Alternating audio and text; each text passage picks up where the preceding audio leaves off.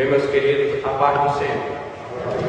Graças a Deus por mais esta manhã, que nós nos encontramos na casa de Deus para adorá-lo, bendizê-lo na beleza da sua santidade eterna. Quero agradecer a Deus por tudo quanto Ele tem feito e tem cuidado tanto de mim quanto da minha família, da nossa alma, da Igreja Santa e Bendita. Quero agradecer a coordenação pela oportunidade de estar ministrando uma igreja tão bonita como essa daqui, e mais uma oportunidade. Quero agradecer também ao nosso pastor Agripino, que eu sei o motivo maior não está aqui, mas sabe que eu estou aqui e está orando não só por mim, mas todos os professores que levantaram nesta manhã para ensinar a bendita e eterna palavra do Senhor. Enfim, agradeço a Deus por tudo. E eu agradeço também pela vida dos irmãos que estão aqui, que às vezes, sei que por esse tempo meio frio, é difícil sair de casa, mas está aqui um povo que está compromissado em estudar e aprender a palavra do Senhor. Eu também me coloco não na frente como professor, mas como aluno que tento ser assíduo na medida do possível, devido às minhas obrigações de trabalho. Mas Deus é aquele que, como a lição de hoje nós vamos estudar, é aquele que supre todas as nossas necessidades.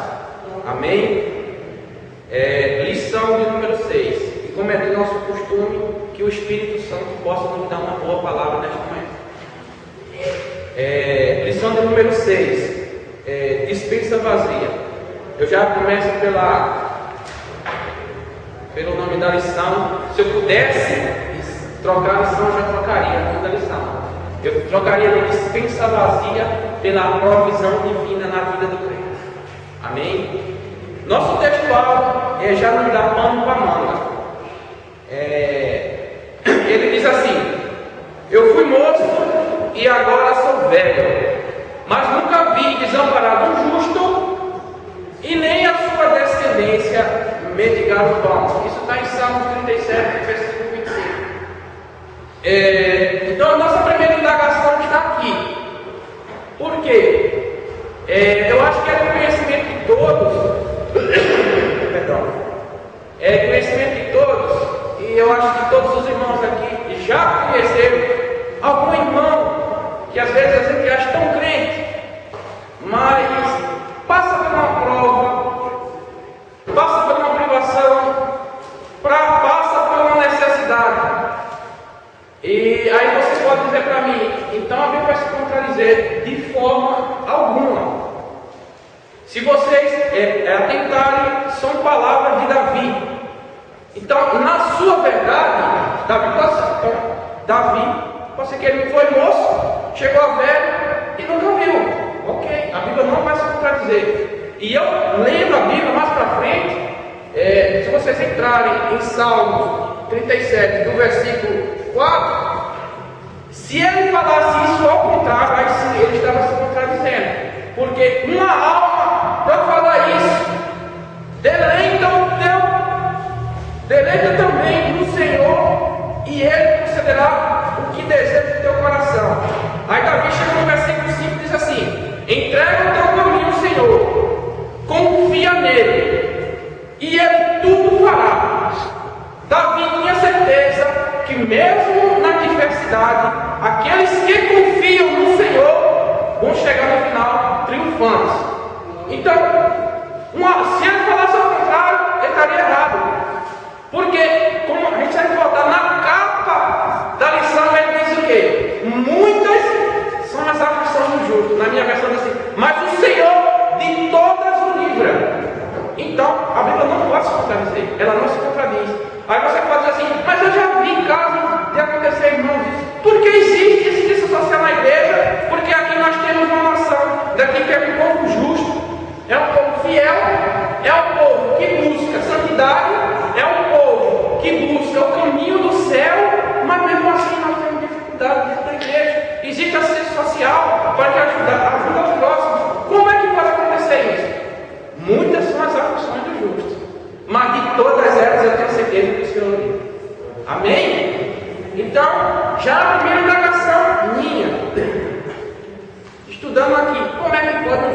mendigar o pão. Não é que o crente mendiga o pão, mas chega uma certa hora da nossa vida que nós somos provados. Para quê? Para que nós sabemos que existe um Deus que na nossa vida Ele vai suprir todas as necessidades e porque atrás de toda a batalha, seja espiritual, financeira, de qual forma que seja, nós temos um Deus que nos livra de toda situação. Amém? Eu estava olhando os objetivos também nessa manhã.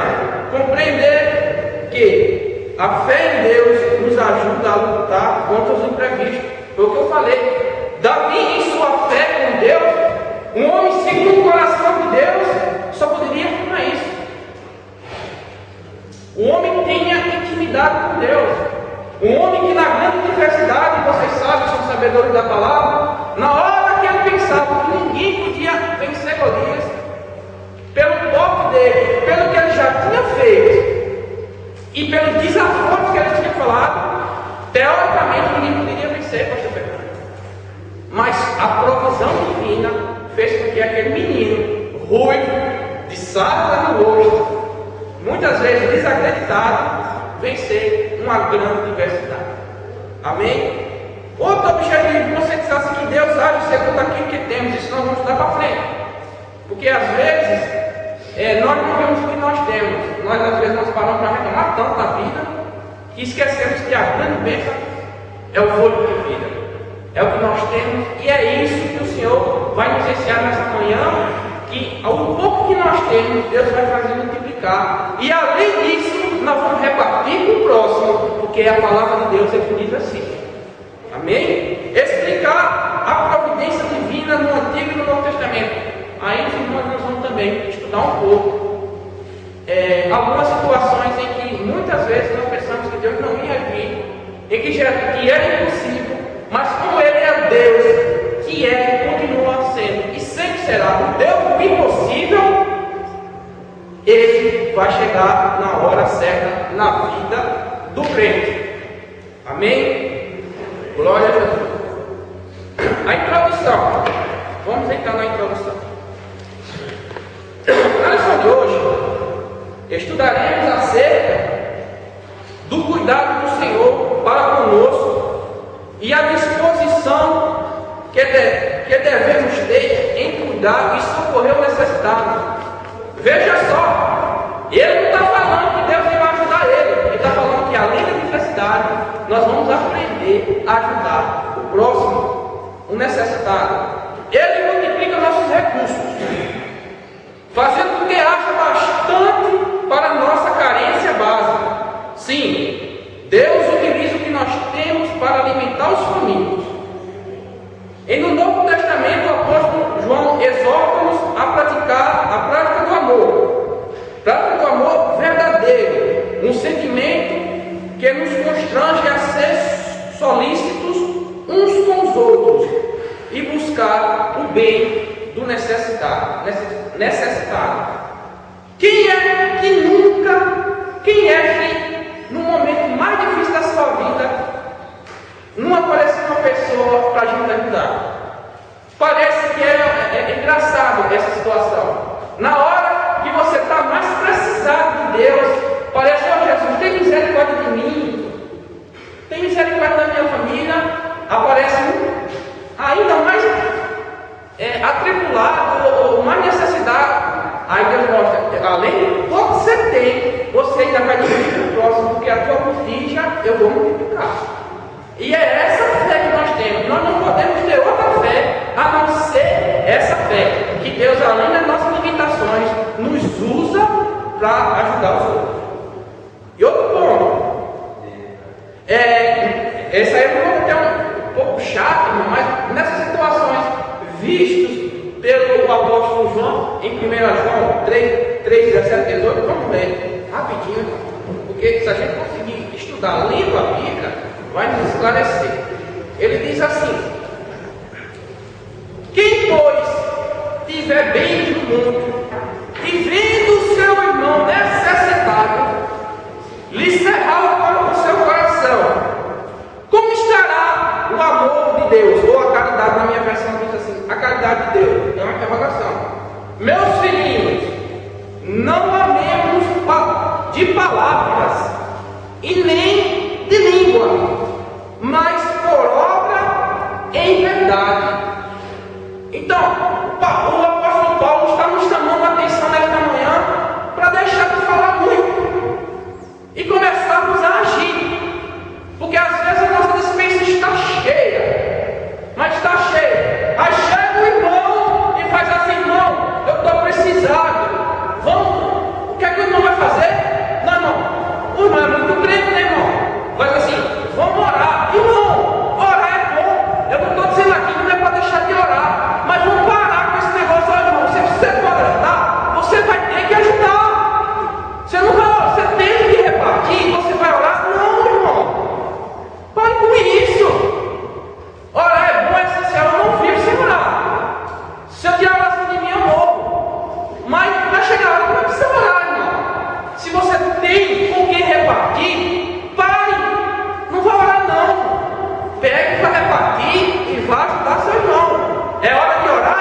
Mas não nessa hora. É hora de você pôr a mão na massa. Porque chega desse negócio. Isso aí parece até questão de hipocrisia. Me desculpe, irmão. Mas o irmão está precisando. Você pode ajudar, porque você vai dizer que orar. Que é isso, irmão? Que amor é esse? Onde é que nós estamos? Vamos parar de falar muito, como o apóstolo Paulo diz, e usar muito a língua e começar a agir. Começar a agir, porque Deus quer de nós as boas obras. Então é nesse sentido que o apóstolo Paulo nos puxa a orelha, e eu me coloco no meio. Entendeu? Porque a palavra, se os irmãos não quiserem, eu sou meio grosso, eu quero a toda para mim. Então, o apóstolo Paulo, pare de falar muito e comece a agir. Se vê o irmão necessitado e você puder, você ajuda. E se você não puder, você vai ajudar também. Porque a palavra de hoje diz assim: no corpo você ainda vai ajudar o próximo. É nisso que Deus fala, amando uns aos outros, como verdadeiramente acusando. Nisso que Jesus nos chama a atenção nesta manhã. Tópico 1: lutando contra o imprevisto. Presbítero Ronaldo, por favor, me ajude. Número 4 vezes. Sem dinheiro, uma grande dívida. Sem dinheiro e uma grande dívida. Eis a herança de uma pobre mulher, que fora surpreendida pela repentina morte do esposo, cuja atividade era servir aos profetas do Deus Altíssimo, segundo Reis, capítulo 4, versículo 1. Apesar de que ela deixou a família em uma situação calamitosa, pois não havia comida em casa, nem meios de subsistência para a viúva e os 2 filhos. A forma como a mulher dirige-se ao homem de Deus demonstra a sua situação desesperadora, pois provavelmente ela não tinha nenhum familiar para auxiliar. Amém. Pois bem, que situação chegou a viúva em que nós vamos estudar nesta manhã? É de conhecimento de todos, acho que a maioria dos pregadores já pregou na vez dessa mulher. Já pregou a respeito do azeite na botija, na providência de Deus. Então, vamos pegar a vida dessa mulher em exemplos para aprendermos mais um pouco da palavra de Deus.